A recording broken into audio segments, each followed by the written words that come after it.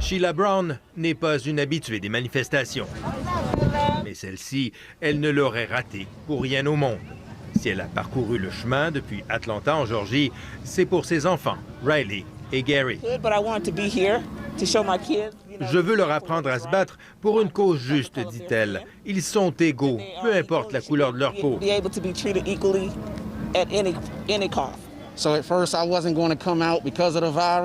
Mark Smith, lui, a failli ne pas venir à cause de la pandémie, mais il a finalement pris son masque et son courage à 2 mains, convaincu de l'importance du moment. Il se réjouit de voir rassembler ici des Américains de toute origine. C'est un problème humain, pas un problème noir, dit-il, et c'est tous ensemble qu'on peut le régler.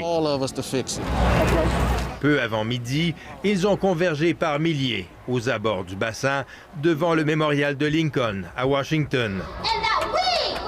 Une marche contre le racisme, contre les violences policières, décidée après le meurtre de George Floyd. Mais depuis, d'autres drames, d'autres noms sont venus s'ajouter à une liste déjà longue, dont celui de Jacob Blake. Son père a du mal à contenir sa colère. Il demande justice. We're going to have court right now. Guilty! Guilty! La date et le lieu de cette manifestation n'ont rien à voir avec le hasard, car c'est ici, il y a 57 ans jour pour jour, que Martin Luther King prononçait son fameux discours. Il rêvait que ses enfants soient jugés pour ce qu'ils sont et non pour la couleur de leur peau.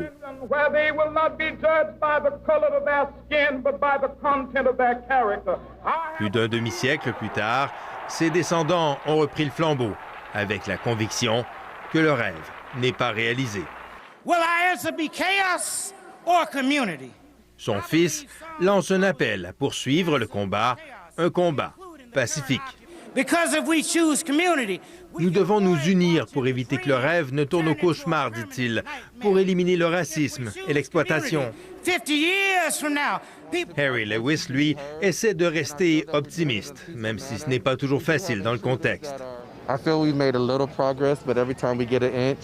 Il y a eu du progrès, dit-il, mais chaque fois qu'on avance d'1 pouce, on nous fait reculer de quelques pieds. Comme tous ici, Harry et ses amis placent donc tous leurs espoirs dans l'élection présidentielle de novembre. Par contre, Jean-François, on ignore encore comment ces tensions raciales vont influencer les élections, mais une chose est sûre, Donald Trump ne va pas se gêner pour exploiter ce thème durant sa campagne.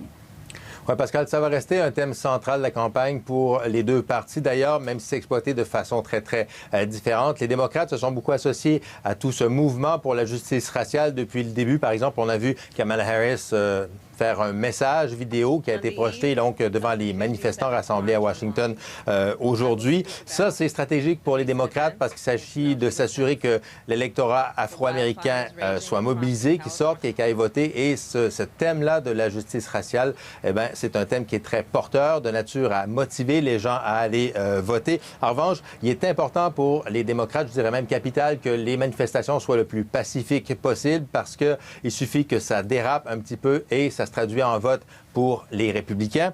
Et on a vu cette semaine, d'ailleurs, Donald Trump, mais pas seulement lui, d'ailleurs, exploiter ça.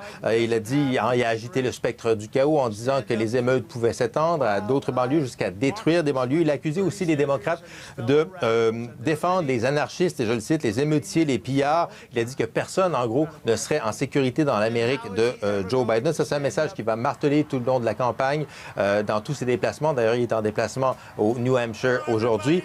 Et alors que Joe Biden, lui, va essayer simplement de ramener la conversation plutôt sur le coronavirus, sur la gestion de la pandémie par Donald Trump, et pour dire essentiellement que personne n'est en sécurité dans l'Amérique de Donald Trump, parce que, surtout avec les projections actuelles qui laissent entendre qu'il pourrait y avoir jusqu'à 300 000 morts de la COVID-19 d'ici la fin de l'année.